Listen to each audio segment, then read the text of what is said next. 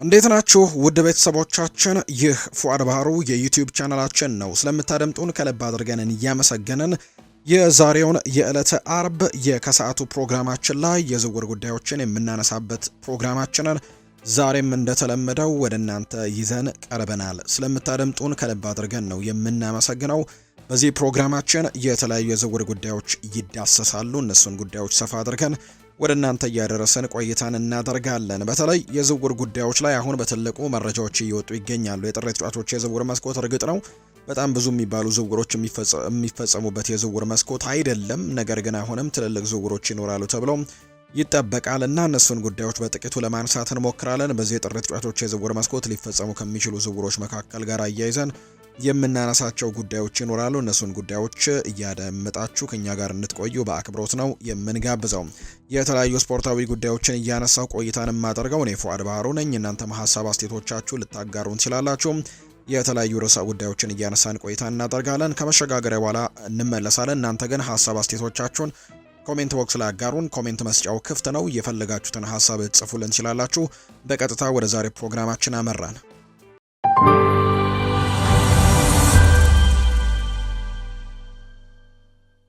ቶተንሃም ሆትስፐርስ በማጥቃት መስመሩ ላይ ራሱን ለማጠናከር ፈጣን ፍጥነትና ውጤታማነትን ለመጨመር ሰፊ ጥናቶችን እያደረገ ነው የሚገኘው። ክለቡ ታዋቂ ክለቦችን እንዲሁ ኮከቦችንና አዳዲስ ተሰጥኦችን የሚያካትተ ዝርዝርም አውጥቷል። በዝርዝር ውስጥ የተካተቱት ዋና ተጫዋቾችም አዴሞላ ሉክማን ከአታላንታ በጣሊያን ሴሪኤ ባለው ፈጣን እንቅስቃሴው ግብ በማስቆጠር ብቃቱም ይታወቃል። ከዛ ውጪ የሪያል ማድሪዱ ሮድሪጎንም ይፈልጉታል። በቻምፒየንስ ሊግ ትልቅ ልምድ ያለው ተጫዋች ቢሆንም እሱን ለማስፈረም የሚጠይቀው ከፍተኛ የዝውውር ሂሳብ ግን ዝውውሩን አስቸጋሪ ያደርግባቸዋል ተብሎ ይታሰባል። የማንቸስተር ሲቲው ሳቪኒሆም ስሙ እየተነሳ የሚገኝ ሌላኛው ተጫዋች ነው። ከአውሮፓ ትልቅ ተስፋ ሰጪ ወጣት ተጫዋቾች አንዱ ቢሆንም ማንቸስተር ሲቲም ለሌላ የፕሪሚየር ሊግ ተቀናቃኙ የመሸጥ ግን ፍላጎት የለውም። ኒኮ ዊሊያምስ አትሌቲክ ቢልባኦ የሚገኘውም ተጫዋች በክለቡና ለስፔን ብሔራዊ ቡድን በሚያሳየው ብቃት ቢፈለግም የውል ማፍረሻውና የደሞዝ ጥያቄው ግን ከፍተኛ የሆነ ተብሎ ይታሰባል። ሌላኛው ማግነስ አክሊቺዮስ ነው። ሞናኮ የሚጫወተው ተጫዋች በቴክኒካል ብቃቱ የሚደነቅ የተለያዩ የማጥቃት ቦታዎች ላይ መጫወት የሚችል ወጣት ተጫዋችም እንደሆነ ይነገራል። በክለቡ ውስጥ ከፍተኛ ድጋፍ እያገኘ ያለው ስም ግን ክሪስቶስ ዞሊስ የሚባለው ተጫዋች ነው። የቶትናም የመረጃ ትንተና ክፍልና ከፍተኛ ተሰጥኦ ፈላጊዎችም የ23 ዓመቱን የግሪክ ብሔራዊ ቡድን ተጫዋችም ለክለቡ ተመራጭ መሆኑን ያምናሉ። በቤልጅየሙ ክለብ ብሩዥም እያሳየ ያለው ነገር ደግሞ እንቅስቃሴው ግብ የማስቆጠር ብቃቱ አስደናቂ እንደሆነ ነው የሚነገረው። እነዚህ የተጠቀሱት ክለቦች አንጻር ሲታይ በዝቅተኛ ዋጋ በግምት 35 ሚሊዮን ፓውንድ ሊገኝ የሚችልና ወደፊት ትልቅ ደረጃ ላይ የመድረስ አቅም ያለው ተጫዋች እንደሆነ ነው የሚነገረው። አሰልጣኝ ቶማስ ፍራንክ የቡድን የመስመር ማጥቃትን ለማመጣጠንም ትልቅ ስም ካላቸው ተጫዋቾች ይልቅ ውጤታማና ለክለቡ የፋይናንስ አቅም የሚመጥኑ ተጫዋቾችን የማስፈረም አዝማሚያ እያሳዩ እንደሚገኙ ጭምር ነው ዘገባዎቹ እየጠቆሙ የሚገኙት። አስተን ቪላ የማንቸስተር ሲቲውን አጥቂ ኦማር መርሙሽን ለማስፈረም እየገፉ ነው። አስተን ቪላ የግብፃዊውን የማንቸስተር ሲቲ አጥቂ ኦማር መርሙሽን ለማስፈረም ፍላጎት ካሳዩ የፕሪሚየር ሊግ ክለቦች መካከል በቅርበት ስማቸው ተጠቅሷል።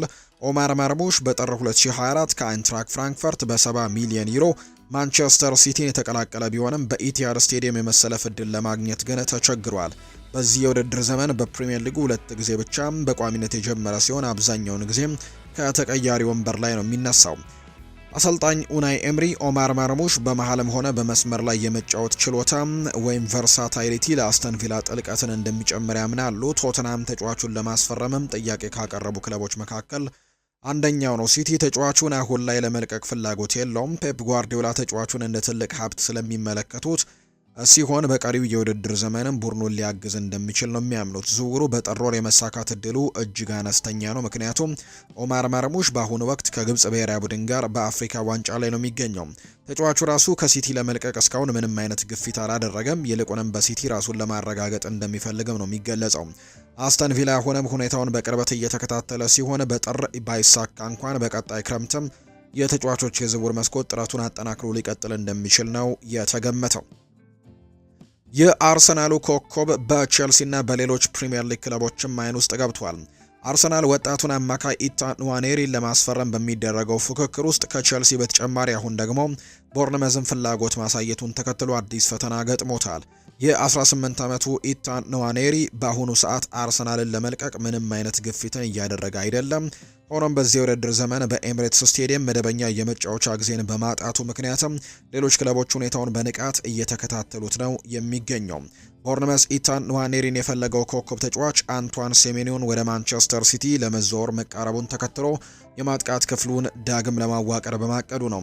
ተጫዋቹ በክረምቱ የዝውውር መስኮት ለመልቀቅ እድሉ ሰፊ ቢሆንም የእንግሊዝ ከ21 ዓመት በታች ብሔራዊ ቡድን አባል የሆነው ኢታን ንዋኔሪ ወደ ውጭ ሀገር በተለይም ደግሞ ከዚህ ቀደም ፍላጎት ወዳለው ቦሩሲያ ዶርትመንድ ማምራትን እንደሚመርጥ ነው የሚነገረው። አርሰናል ኢታን ንዋኔሪን የመሸጥ ፍላጎት የለውም። ይሁን እንጂ ተጫዋቹ መደበኛ የመጫወቻ እድልን የማያገኝ ከሆነ በውሰት እንዲሰጥ ሊገደዱ ይችላሉ። ምንም እንኳን የቼልሲ ወጣቶች ላይ የተመሰረተ ፕሮጀክት ለተጫዋቹ ጥሩ ቢሆንም አርሰናል ኢታን ንዋኔሪን ለቀጥታ ተቀናቃኞቹ አሳልፎ ይሰጣል ተብሎ አይታሰብም። ኢታን ንዋኔሪ ለአንቷን ሴሜኒዮ ተስማሚ ተተኪም ሊሆን እንደሚችል ተገምቷል። ሴሜኒዮ ቦርንመዝ ቶተንሃምን 3-2 በረታበት ጨዋታ አስደናቂ ማሸነፊያ ግብም ማስቆጠሩና ጎል ማስቆጠሩ ይታወሳል። የ26 ዓመቱ የጋና ኢንተርናሽናል በዘንድሮው የውድድር ዘመን የ20 የሊግ ጨዋታዎችን 10 ግቦችን አስቆጥሮ 3 ደግሞ ለጎል የሆኑ ኳሶችንም አመቻችቶ በማቀበል በከፍተኛ ብቃት ላይ ነው የሚገኘው። ይህ ብቃቱ ደግሞ ለቦርንመዝ እሱን የሚተካ ተጫዋች ማግኘትም ምን ያክል ከባድ እንደሚሆንባቸው አመላካች እንደሆነ ጭምር የሚያሳዩ መረጃዎች ናቸው የወጡት። የቶትናሙ አሰልጣኝ ቶማስ ፍራንክ ከቦርንመዝ ጋር ከነበረው ጨዋታ በፊት የአርሰናል አርማ ያለበትን ኩባያ ተጠቅመዋል በሚል ለቀረበላቸው ጥያቄ ያላቸው ከፍተኛ ንዴትን ገልጸዋል። ቶትናም በቦርንመዝ 3-2 በሆነ ውጤት መሸነፉን ተከትሎ ምሽቱን ለክለቡ አስቸጋሪ የነበረ ቢሆንም አሰልጣኙ ከጨዋታው በፊት በታየው አጋጣሚ ምክንያት በደጋፊዎች ዘንድ ይበልጥ ተቃውሞ እየገጠማቸው ነው የሚገኘው። ቶማስ ፍራንክ ከጨዋታ በኋላ በሰጡት ጋዜጣዊ መግለጫ የአርሰናል አርማ ያለበትን ኩባያ ሆን ብለው እንዳልተጠቀሙ ነው የተናገሩት። እንዲህ ባሉ ትናንሽ ታሪኮች ላይ ትኩረት መደረጉም አጥብቀው ነው የወቀሱት። ዴንማርካዊው አሰልጣኝ በጉዳዩ ተበሳጭተው ሲናገሩ በጭራሽ አላስተዋልኩትም ነበር። አሁን ላይ እያንዳንዱን ጨዋታ እያሸነፍን ባለመሆናችን የአርሰናል አርማ ያለበትን ኩባያ መያዝ ከኔ የሚጠበቅ ፍጹም መኙነት ነው። እኔ ወይም የቴክኒካል ቡድኑ ደግሞ እንዲህ ያለ ነገር እናደርጋለን ብሎ የሚያስብ ካለ በጣም የተሳሳተ ነው ሲሉ ነው የተናገሩት። ስለ እንዲህ ያለ ጉዳይ ጥያቄ መቅረቡ በራሱ ለእግር ኳሱ አሳዛኝ ነው ሲልም ጭምር ይናገራል። የሌላ ክለብ አርማ ያለበት ኩባያን መያዝም ትልቅ አጀንዳ የሚሆን ከሆነ እግር ኳሱ ወደ ተሳሳተ አቅጣጫ እየሄደ መሆኑን የሚያሳይ ነው። በእርግጥ እንዲህ ያለውን ነገር በጭራሽ አላደርገውም፣ ምክንያቱም ይህ ከፍተኛ ሞኝነት ነው። የቶትናም ውጤት መበላሸቱ ቀጥሏል። በሊጉ ካደረጓቸው ላለፉት 6 ጨዋታዎች መካከልም አንዱን ብቻ በማሸነፍ በአሁኑ ወቅት በደረጃ ሰንጠረዡ 14ኛ ደረጃ ላይ ነው የተቀመጡት። በብሬንትፈርድ በነበራቸው ቆይታ አስደናቂ ስራን ቢሰሩም በቶትናም የጀመሩት ጉዞ ግን እጅግ ደካማ ነው። በዚህ ምክንያትም በስራቸው ላይ እጅግ ረጅም ጊዜ ይቆያሉ ተብሎ አይታሰብም። በዚህ አስቸጋሪ ወቅት ደግሞ ዋነኛ ተቀናቃኛቸው የአርሰናል አርማ ያለበት ኩባያን ይዞ መታየታቸው ለክለቡ ደጋፊዎችም የእሳት ላይ ጭድ እንደሆነባቸው ጭምር ነው የተገለጸው። ቶተንሃም ሆትስፐርስ የዌስትሃም ዩናይትዱን ጃሮድ ቦወንን ለማስፈረም ፍላጎት አሳይቷል። ይህ የ29 ዓመት ተጫዋችም ከዌስትሃም ሊለቅ እንደሚችል ሲነገር የቆየ ሲሆን የሰሜን ለንደኑ ክለብ ቶተንሃምም የተጫዋቹን ዝውውር ለማሳለጥም ዝግጁ ነው። እንደ ፌጂያስ ዘገባ ከሆነ ጃሮድ ቦወን ለማስፈረም በሚያደርገው ፉክክር ቶተንሃም ቀዳሚነቱን ይዟል ነው እየተባለ የሚገኘው። ቶተንሃም በአሁኑ ወቅት በፕሪሚየር ሊጉ ላለመውረድ እየታገለ ይገኛል። በዚህ ምክንያትም ሌሎች ክለቦች የቡድኑን ቁልፍ ተጫዋች ሁኔታን በቅርበትም እየተከታተሉ ነው። ቡድኑ በውድድር ዘመኑ መጨረሻ ወደ ሻምፒየንሺፕ ሁለተኛው ሊግ የሚወርድ ከሆነ ጃሮድ ቦወንን ጨምሮ በርካታ ዋና ተጫዋቾችን ሊያጣ እንደሚችል ነው የሚጠበቀው። ቶተንሃም በክንፍ መስመር ላይ ጥራት ያለውን ተጨማሪ ተጫዋች ይፈልጋል። በመሆኑም ይህንን የ29 ዓመት እንግሊዝ ብሔራዊ ቡድን ተጫዋችን ማስፈረም እንደ ትልቅ ስኬትም ሊታይ ይችላል። ጃሮድ ቦወን በፕሪሚየር ሊጉ አስተማማኝ ብቃቱን ያሳየ ተጫዋች ሲሆን ባለፈው የውድድር ዘመን 23 ጎሎች ላይ ቀጥተኛ ተሳትፎን ማድረግም የቻለ ተጫዋች ነው። ይህም ለታላላቅ ቡድኖችም ለመጫወት ብቁ መሆኑን የሚያሳይ ነው። ወደ ቶተንሃም የመዘዋወሩ ዕድል ለተጫዋቹ ማስደሳች ሊሆን ይችላል። ጃሮድ ቦወን በአውሮፓ መድረክ መወዳደርና ለዋንጫዎች መታገል ይፈልጋል። ቶተንሃም ደግሞ ይህንን ዕድል ሊሰጠው ይችላል የተባለው። ሆኖም ግን ቶተንሃም ተጫዋቹን በቋሚ አስተላለፍ ውስጥ እንዴት እንደሚያሰልፈው ገና የሚታይ ይሆናል። ክለቡ በውድድር ዘመኑ መጀመሪያ ሙሐመድ ኩዱስን ከዌስትሃም ዩናይትድ ያስፈረመ ሲሆን ጋናዊው ኮከብ የሚጫወተው በስተቀኝ ክንፍ በኩል ነው። ጃሮድ ቦወንም በተመሳሳይ ቦታ ላይ የሚጫወት ነው። የእሱ መምጣት ሙሐመድ ኩዱስን ወደ መሃል ደግሞ ሜዳ እንዲሸጋገር ሊያደርገው ይችላል። መሐመድ ኩዱስ በማጥቃት መስመር ላይም በየትኛውም ቦታ መጫወት የሚችል ተጫዋች ነው። ቶተናም እንደ ዣሮድ ቦወን ያሉ ንቁ አጥቂዎችን የሚፈልግ ሲሆን እሱን ደግሞ ማስፈረምም ብልህነት የተሞላበት ውሳኔ ነው የሚሆነው። ተጫዋቹ ከፕሪሚየር ሊጉ ጋር በሚገባ የተላመደ በመሆኑ ወዲያውኑ ውጤታማ ሆኖ ለቡድኑ ትልቅ አስተዋጽኦችን ያበረክታል ተብሎ ነው የሚጠበቀው። በከቼንድ ኦፍሳይድ መረጃ መሰረት እንደሚያመለክተው ማንቸስተር ሲቲ በበርካታ ትልልቅ ክለቦች የሚፈለገውን የብሬንትፈርድ የቀይ መስመር ተከላካይ ማይክል ካዮንዴን ለማስፈረም በግንባር ቀደምትነት እየተከታተለው ነው። የ21 ዓመቱ ጣሊያናዊ ተከላካይ ካዮዴ በዘንድሮው የውድድር ዘመን ለብሬንትፈርድ 25 ጨዋታዎችን በማድረግ አስደናቂ ብቃትን አሳይቷል። ምንም እንኳን ወጣት ቢሆንም በሜዳ ላይ የሚያሳየው መረጋጋትና ብስለት የአውሮፓ ታላላቅ ክለቦችን ትኩረት ስቧል። ፔፕ ጋርዲዮላ በቀይ መስመር ተከላካይ ቦታ ላይ ያለውን ከፍተኛ ለመሙላት ካዮዴን እንደ አማራጭም ይዘውታል። በአሁኑ ወቅት ሲቲ በተፈጥሮ አማካይ የሆነውን ማቲያስ ኑኔስን በዚህ ቦታ ላይ እየተጠቀመ ነው የሚገኘው። ማንቸስተር ሲቲን ጨምሮ እንደ ባየር ሚኒክ፣ ዩቬንቱስ፣ ኢንተር ሚላን፣ ኒውካስል ዩናይትድ እና ቶተንሃም ተጫዋቹን በቅርበት እየተከታተሉት ነው የሚገኘው። ብሬንትፈርድ ተጫዋቹን ከፊዮረንቲና በ17 እና 18 ሚሊዮን ፓውንድ ነበር የገዛው። አሁን ግን ዋጋው ከፍተኛ ሁኔታ ጨምሯል። ክለቡ በዚህ የጥር ተጫዋቾች የዝውውር መስኮት ተጫዋቹን ለመልቀቅ ከ35 እስከ 40 ሚሊዮን ዩሮ ይፈልጋል ነው የተባለው። ብሬንትፈርድ ተጫዋቹን እስከ 2030 ድረስም የሚቆይ ውል ስላለው በድርድርም ወቅት ጠንካራ አቋም እንዲይዝም አስችሎታል። ክለቡ ተጫዋቹን በጥር ከመሸጥ ይልቅም እስከ ክረምት ቢቆይ የፈላጊዎቹን ቁጥር እንደሚጨምር የተሻለ ዋጋ እንደሚያገኝም ያምናል ነው እየተባለ የሚገኘው። አርሰናል ለወጣቱ የአረቢ ለብዚሽ የክንፍ መስመር ተጫዋች ያን ዲያማንዴ ትልቅ የክረምት የዝውውር ጥያቄ ለማቅረብ አማራጮቹን እያጠና መሆኑ ተሰምቷል። አትሌቲክ እንደዘገበው ከሆነ የአርሰናል የበላይ አመራሮች የ19 ዓመቱን ተጫዋችም በቅርበት እየተከታተሉት ነው የሚገኘው። ዲያማንዴ በአሁኑ ወቅትም በአውሮፓ እግር ኳስ ውስጥ ካሉ ምርጥ ታዳጊ ተሰጥኦዎች አንደኛው ተደርጎ የሚወሰድ ሲሆን የበርካታ ታላላቅ ክለቦችም ትኩረትን እንደሳበ ነው። ሆኖም ግን ሊያብዚሽ ተጫዋቹን በጥር ወር ለመልቀቅ ፍቃደኛ ለመሆኑ ዝውውሩን እስከ ክረምት ድረስም የመሳካት እድሉ አነስተኛ አድርጎታል። እንደ ዘገባው ከሆነ ሊያብዚሽ ለዲያማንዴ 100 ሚሊዮን ዩሮ ዋጋ ሰጥቶታል። ይህም ተጫዋቹ ያለውን ትልቅ አቅም እንዲሁም ደግሞ ለክለቡና ለብሔራዊ ቡድኑ ደረጃም እያሳየ ያለውን ተጽዕኖ የሚያንጸባርቅ ነው። በሚኬል አርቴታ የረጅም ጊዜ ፕሮጀክት ውስጥም ፍጥነትና ጥራት ያላቸው ወጣት ተጫዋቾችን ወይም አጥቂዎችንም ለማካተት የሚፈልገው አርሰናል ዲያማንዴ የፊት መስመሩን ከፍ ሊያደርግ የሚችል ተጫዋች አድርገው ነው የሚመለከቱት። ሆኖም ግን የዝውውሩ ከፍተኛ የገንዘብ ኢንቨስትመንት የሚጠይቅ በመሆኑ አርሰናሎች የውድድር ዘመኑ ሲጠናቀቅም ጉዳዩን በድጋሚ ለማንሳትም ቀጠሮ ይዘዋል የተባለው። የዲያማንዴ ዝና በፍጥነት እያደገ የመጣ ሲሆን በቡንደስሊጋ ብቻ ሳይሆን በዓለም አቀፍ መድረክም ድንቅ ብቃት እያሳየ ነው። ባለፈው ማክሰኞ ለአይቮሪ ኮስት ብሔራዊ ቡድን በአፍሪካ ዋንጫ የጥሎ ማለፉ ዙር ላይም በቡርኪና ፋሶ ላይ ጎል በማስቆጠር ብቃቱን አሳይቷል። ከአርሰናል በተጨማሪ ግን ማንቸስተር ዩናይትድ የዚህ ተጫዋች ትልቁ ፈላጊ ነው። ፓሪስ ሰን ዠርሜንም ተጫዋቹን ለማስፈረም ፍላጎት እንዳላቸው ይነገራል። በዚህ ምክንያትም የዘንድሮ የክረምት የተጫዋቾች የዝውውር መስኮት የዚህ ተጫዋች ፊርማን ለማግኘትም የሀያላን ክለቦች ፍጥጫም እንደሚኖር ጭምር ነው የተነገረው። አርሰናል በማንቸስተር ዩናይትድ የሚፈለገውን የ100 ሚሊዮን ዩሮ የክንፍ ተጫዋች ለማስፈረም እያሰበ ነው።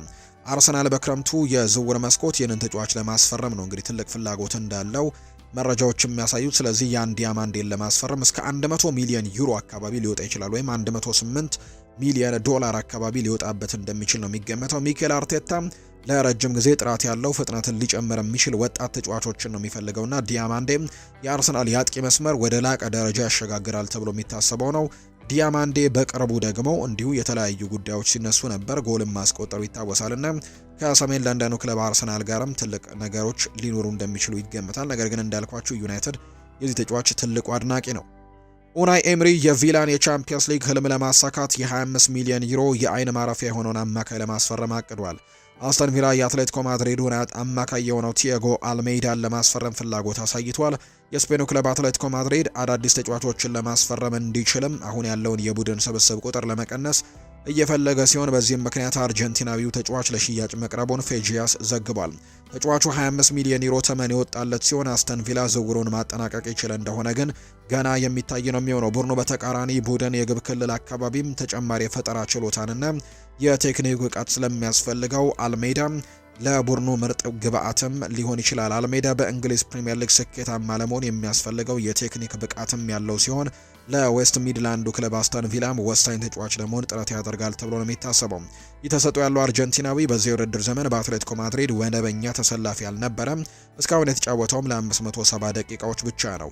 ብቃቱን ሙሉ ለሙሉ ለመውጣትም በቋሚነት መጫወት የሚፈልግ ሲሆን አስተን ቪላ መደበኛ የመጫወት እድልን የሚሰጠው ከሆነ ወደዚያ ማቅናቱ ለሱ አማራጭ ሊሆን ይችላል። አስተን ቪላ በዚህ የውድድር ዘመን እጅጉን ጥሩ እየተንቀሳቀሰ የሚገኝ ሲሆን በፕሪሚየር ሊግ የደረጃ ሰንጠረዥ በ3ኛ ደረጃ ላይ ይገኛል። የውድድር ዘመኑ በቻምፒየንስ ሊግ ተሳታፊነት ደረጃም ለማጠናቀቅ አልመዋል። ይህንንም ደግሞ አሁን ያላቸውን ወቅታዊ ብቃትም ለማስቀጠል በጥር የዝውውር መስኮትም ቡድናቸውን ለማጠናከር ይኖርባቸዋል። የ24 ዓመቱ ተጫዋች ለቪላ ድንቅ ፈራሚ ሊሆን ይችላል። ክለቡም ተጫዋቹን ለማስፈረም የተጠየቀውን ዋጋ ለመክፈልም አቅም አለው። የ25 ሚሊዮን ዩሮ ኢንቨስትመንት ለወደፊት ትርፋማ ሊሆን የሚችል የዝውውር ነው። አልሜዳ አዲስ ፈተናን ለመጋፈጥ ዝግጁ ነው። አሁን ወደ ምርጥ የብቃት ደረጃው እየገባ ባለበት በዚህ ሰዓትም ወደ እንግሊዝ ፕሪምየር ሊግ ለመጓዝም ትክክለኛው ጊዜው ነው። አስተን ቪላ ምርጥ የቡድን ስብስብና እንደ ኡናይ ኤምሪ ያለ የደቡብ አሜሪካውያን ብቃትን አውጥቶ መጠቀምም የሚችል ብቃት ያለው አሰልጣኝ እንደሆነ ነው የተነገረው። አዲሱ የቼልሲ አሰልጣኝ የሆኑት ሊያም ሮስኒየር የተከላካይ ክፍልን ችግር ለመፍታት የ30 ሚሊዮን ዩሮ ዝውውር አቀደ ባለ። ቼልሲ የባየር ሚኒኩን ተከላካይ ኪም ሚን ጃይን ለማስፈረም ነው የተከላካይ ክፍሉንም ለማጠናከር ጥረት እያደረገ የሚገኘው። እንደ ፌጂያስ ዘገባ ከሆነ የ28 ዓመቱ ደቡብ ኮሪያዊ ተከላካይ ከጀርመን ሊለቅ እንደሚችል መዳረሻዎቹ እየወጡ እንደሆነም ተነግሯል። አዲሱ የቼልሲ አሰልጣኝ ሊያም ሮስኒየር የተከላካይ ክፍላቸውን ጥራት ለመጨመርም ተጫዋቹን ይፈልጉታል ነው የተባለው። ተጫዋቹ ወደ 30 ሚሊዮን ዩሮ ሊያስወጣ እንደሚችልም ተገምቷል። ቼልሲ ውጤት በማጣቱ ምክንያትም ኤንዞ ማሬስካን አሰናብቶ ሊያም ሮስኒየርን በአዲስ አሰልጣኝ መሾሙ ነው የሚታወቀው። የተጫዋቹ ብቃት ኪም ሚን ጃይ ለእንግሊዝ ፕሪምየር ሊግ የሚያስፈልገው አካላዊ ጥንካሬና ልምድ ያለው ተጫዋች ሲሆን ባለፈው የውድድር ዘመንም ባየር ሚኒክ የሊጉን ዋንጫ እንዲያነሳም ትልቅ አስተዋጽኦን አድርጓል። ቼልሲ በዚህ የውድድር ዘመን በተከላካይ ክፍሉ ላይ ከፍተኛ ድክመትን እያሳየ ነው። ክለቡ በዚህ ወርም እንደ አክሰል ዲሳሲ ያሉ ተከላካዮችን ለመሸጥም እያሰበ በመሆኑ ለእነሱ ምትክ የሚሆን ጥራት ያለው ተጫዋች ያስፈልገዋል። ኪም ሚን ጃይ በአሁኑ ወቅት የባየር ሚኒክ ቋሚ ተሰላፊነቱ እርግጠኛ ባለመሆኑ ተጠባባቂ ወንበር ላይ ከመቀመጥ ይልቅ ወደ ቼልሲ የመምጣት አዲስ ፈተናን ለመጋፈጥም ሊፈተን ይችላል። ቼልሲ በቀሪው የውድድር ዘመን ለቻምፒየንስ ሊግ ማለፍ የሚያስችለው ደረጃን ለመያዝም እየታገለ ነው የሚገኘው። ይህንን ግብ ለማሳካት ደግሞ በጥር ወርም የዝውውር መስኮት ጠንካራ ተጫዋችን ለማስፈረም ለቡድኑ ወሳኝ እንደሆነ ይታመናል። ኪም ሚን ጃይ ደግሞ ለትልልቅ ክለቦችም ውስጥ የመጫወት ልምድ ስላለው ለለንደኑ ክለብም ተመራጭ ያደርገዋል ተብሎ ነው የሚታሰበው። በቶተንሃም አስቸኳይ ስብሰባ የጠራበት ምክንያት በውስጥ አዋቂዎች ተረጋግጧል። በቶተንሃም ሆትስፐርስ ቤት ውጥረቱ ከፍተኛ ደረጃ ላይ ደርሷል። የውስጥ አዋቂዎች እንደሚሉት ከሆነ የአሰልጣኝ ቶማስ ፍራንኪ ወደፊት እጣ ፈንታን ለመወሰንም ሌላ ተጨማሪ አስቸኳይ ስብሰባ ተጠርቷል። በኤክስ ላይ የሚገኝ ታማኝ የመረጃ ምንጭ እንደገለጸው አንድ የክለቡ ከፍተኛ ባለስልጣን ክለቡ ካጋጠመው አዲስ ሽንፈት በኋላ ቶማስ ፍራንክ አስቸኳይ ኃላፊነታቸው እንዲነሱም በቁጣ እየጠየቁ እንደሚገኝ ነው የተገለጸው። በዚህ ስብሰባ ላይ መነሻ የሆነው ቶተንሃም በቦርንመስ 3-2 በሆነ ውጤት የተሸነፈበት አስደንጋጭ ጨዋታ ነው። ስፐርስ በጨዋታው 2-2 አቻ መሆን ቢችልም በ95ኛው ደቂቃ ላይ አንቷን ሴሜኒዮ ያስቆጠራት የድል ግብ ግን ሽንፈቱን አሳማሚ ያደርጎታል። ይህ ሽንፈት በክለቡ አመራሮች ዘንድም ከፍተኛ ቁጣን የቀሰቀሰው። ቶተንሃም በቶማስ ፍራንክ ስር መረጋጋት ተስኖታል። የክለቡ ውጤት ከቀን ወደ ቀን እየቀነሰ መጥቷል። ባደረጋቸው ባለፉት 16 ጨዋታዎች ውስጥ ማሸነፍ የቻሉት 3 ጊዜ ብቻ ነው። በአሁኑ ወቅት በፕሪሚየር ሊግ የደረጃ ሰንጠረዥ 14ኛ ደረጃ ላይ ነው የተቀመጡት። ተስፋ ተጥሎበት የነበረው የውድድር ዘመን አሁን ላይ ወጥነት የሌለው አቋምና በራስ መተማመን ማጣት ተቀይሯል። ቶማስ ፍራንክ በብሬንትፈርድ በነበራቸው ቆይታ በስነ ስርዓትና በጠንካራ ስራ ቢታወቁም በቶተንሃም ግን ያንን ስኬት መድገም አልቻሉም። ደጋፊዎች በተደጋጋሚ በሚታየው የተከላካይ ክፍል ስህተትና በማጥቃት ረገድ ባለው ድክመትም ተበሳጭተዋል። በክለብ ውስጥ ያሉ አንዳንድ ወገኖችም የውድድር ዘመኑ ሳይበላሽም አሁን ለውጥ ማድረግ ያለበት ጊዜ ነው ሲሉም ይመክራሉ። ሌሎች ደግሞ ሁኔታውን ይበልጥ እንዳይበላሽ መረጋጋት ያስፈልጋል የሚል እምነት እንዳላቸው ነው የተገለጸው። ባየር ሚኒክ በሊቨርፑል የሚፈለገውን ተጫዋች ለማቆየት ተቃርቧል። እንደ ዝውውር ዜና ዘጋቢው ፋብሪዚዮ ሮማኖ ዘገባ ከሆነ ባየር ሚኒክ ከተከላካዩ ዳዮቶ ፓሚካኖ ጋር በአዲስ ውል ላይ በቃል ደረጃ ከስምምነት ላይ በመድረሱ ተጫዋቹን ከዚህ የውድድር ዘመን በኋላ በክለቡ ለማቆየት ወስኗል። የ25 ዓመቱ ፈረንሳዊ ተከላካይ አሁን ባለው ውል ላይ 6 ወራት ብቻ የቀሩት በመሆኑ እንደ ሪያል ማድሪድ እና ሊቨርፑል ያሉ ታላላቅ ክለቦችም እሱን ለማስፈረም ከፍተኛ ፍላጎት አሳይተው ነበር። ይሁን እንጂ ኦፓሚካኖ የወደፊት ቆይታው በአሊያንዝ አሬና ለማድረግም እየወሰነ ይመስላል። ፋብሪዚዮ ሮማኖ እንደዘገበው ከሆነ በባየር ሚኒክ እና በዳዮቶ ፓሚካኖ ወኪሎች መካከል ከሚከተሉት ነጥቦች ላይ ስምምነት ተደርሷል። ምንም እንኳን እስካሁን ይፋዊ መግለጫ ባይወጣም ሁሉም ወገኖች በአንድ ሀሳብ ላይ የተስማሙ በመሆኑ የባየር ሚኒክ የተከላካይ ክፍል እቅድም የተሳካ አድርጎታል።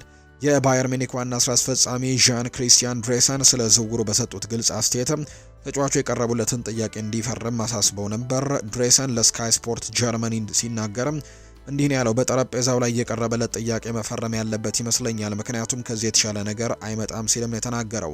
ልዩ የሆነ ጥሩ ጥያቄ ያቀርበንለታል። እሱ በዓለም ላይ ካሉ ምርጥ ተከላካዮች አንደኛው ነው።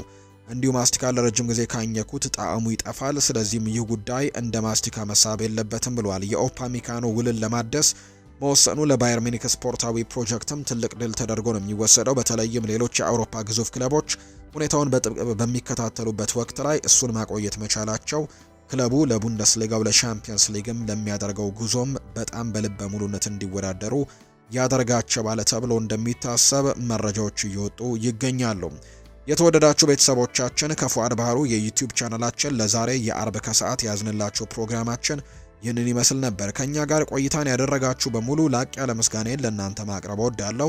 ስላደመጣችሁኝ ግን ከልብ አድርጌ ነው የማመሰግነው። እንደተለመደው በቀጣይ ፕሮግራሞቻችን ሌሎች የዝውውር ጉዳዮችን ይዘን በድጋሚ እንገናኛለን። መልካም ቀን ይሁንላችሁ።